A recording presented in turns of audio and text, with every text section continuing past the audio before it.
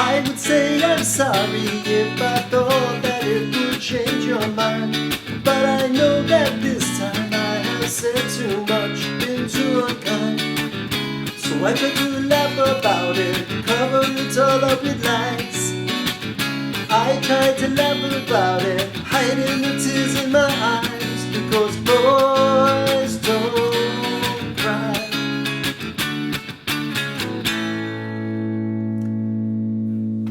Hi, welcome back to another One Chart lesson. Today is a bit of fun. We are doing Boys Don't Cry by The Cure, and again arranged for one guitar. So you're going to do the melody and the rhythm and the chords and everything all in the one shot. There are two charts to download. One is a little bit more simplified than the other, so download them both. I'm going to take you through how to play the rhythm, how to play the chords, and 3 levels of how to play that melody that is so iconic for this song. Let's get started. The chords, very simple. A, B minor 7, C sharp minor, and D major. And we're doing them as bar chords because that's the best way to do this rhythm. And the rhythm involves a bit of muted strumming as well. So we'll get to that in a minute. Over those chords go your melody. Now, the actual song is recorded with a single note guitar melody.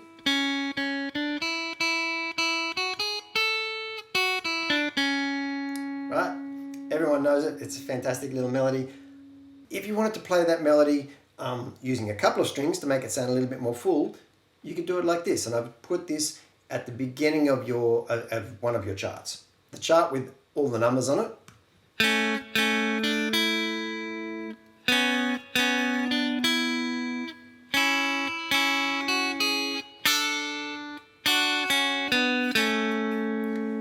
That little melody there kind of takes 2 strings and makes the best of it. We're just strumming the pairs of strings, but if you wanted to pick them with your fingers, a bit better than that, like that, you could do that. But it's kind of designed so you can strum it as well.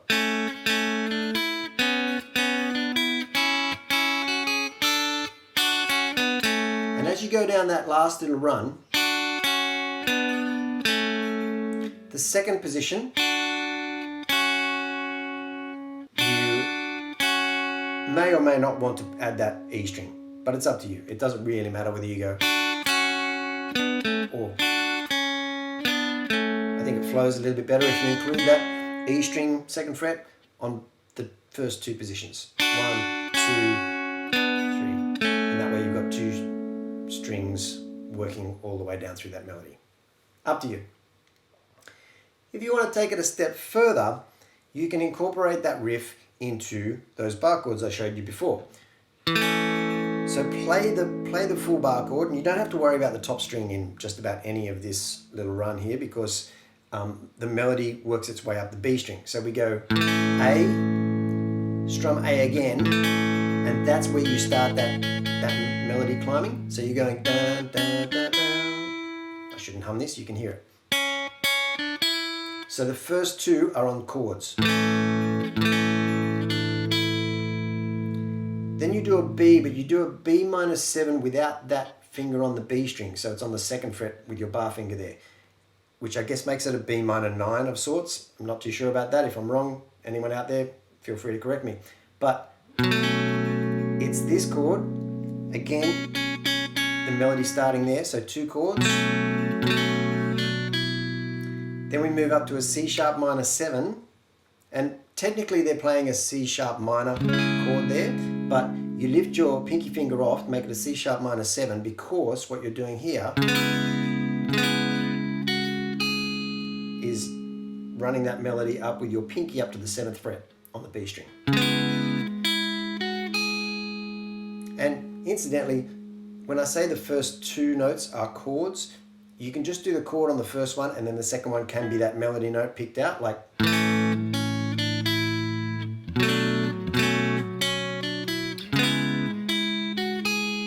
Finish on the D. Now on the D, if you want to get that high E string, that's where it is, I tend to just grab a sort of a lazy D chord there and don't play that top E string, because it's almost impossible to bend that finger so that the E string is heard on the 5th fret, unless you do that kind of shape, which is less convenient, I think. Now, from there, we're doing that da, da, da, da, running down. Now, you can finish that run, if you like, on an open D chord. So you can go.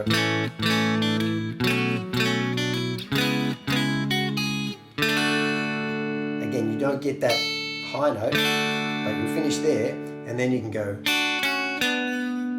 and then run back down to the A like that. Or you can choose to do this, which is what I usually do, which is D, C sharp, power chord. So we're not using the notes on the B string. Hello, Floyd. We're not using the notes on the B string. We're just going down as power chords. So D, C sharp, B, A, like that. And that's pretty fast, and you've got to. But that style of playing, that dun dun dun dun, and the way we're going to strum this rhythm in a moment, is much more in line or in tune with the way that The Cure kind of plays this song, which is flat out strummy, good time, fast pop song, right? So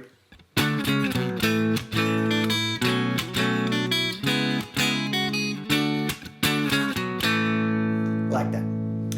Then we're into the chorus. No, we're into the verse. And incidentally, as this song starts, we start like this.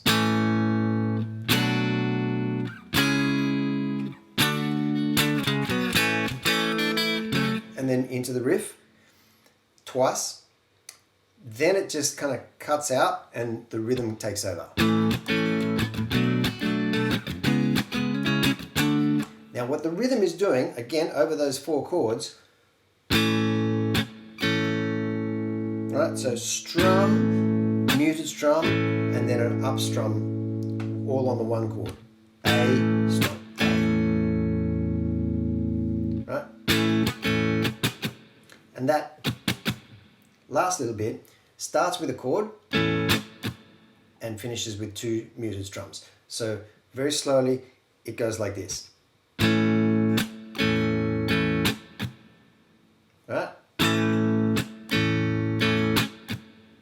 And then you just move up to the next chord.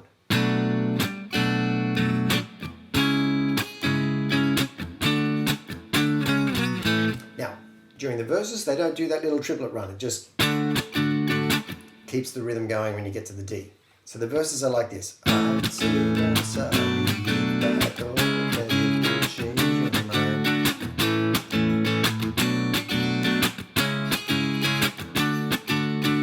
That's the verse. As you go into the bridge section or the next section, or the pre-chorus or whatever you want to call it, it's C sharp minor, I try to laugh about it, and down to B minor, 7. Cover it all up with lies. I try to laugh about it, hiding tears in my eyes, because boys. Now when it goes into the chorus and you're singing Boys Don't Cry, maybe you're singing, maybe you're not, but over those, as you go over those chords in the chorus, you'll hear the riff playing as well. So if you are, if you're singing, it's almost impossible to play that. I shouldn't say it's almost impossible. It's a good challenge, take it on. If you're singing, you want to play that riff over as well, it's up to you. But I tend to think that if you're singing and playing this by yourself, you don't need to clutter it up with the riff as well. However, the riff is there in the chorus, underneath those chords, as well as the. So there is no in the verses, but the comes into the chorus.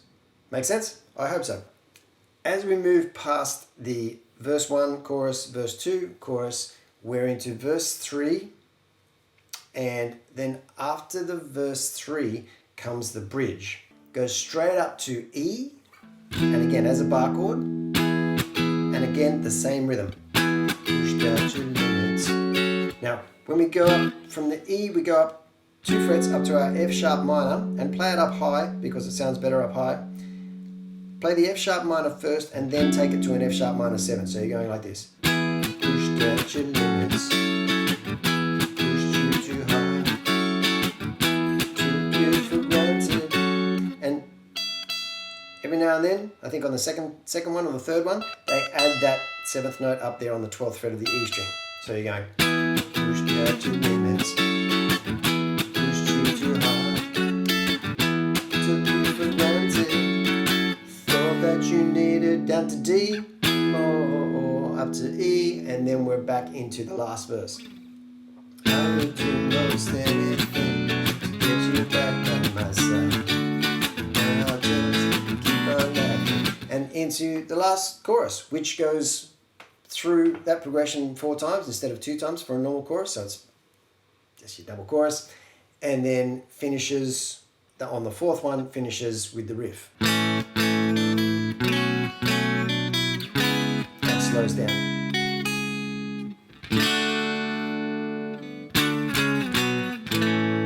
And finishes like that. And that's the entire song. It's fast, so take your time to get all those pieces together and play it slowly first. Get into that rhythm. It's supposed to feel nice and fun and natural.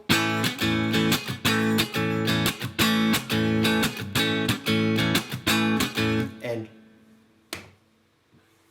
let me know how you go. Thanks for watching. We'll see you here again soon.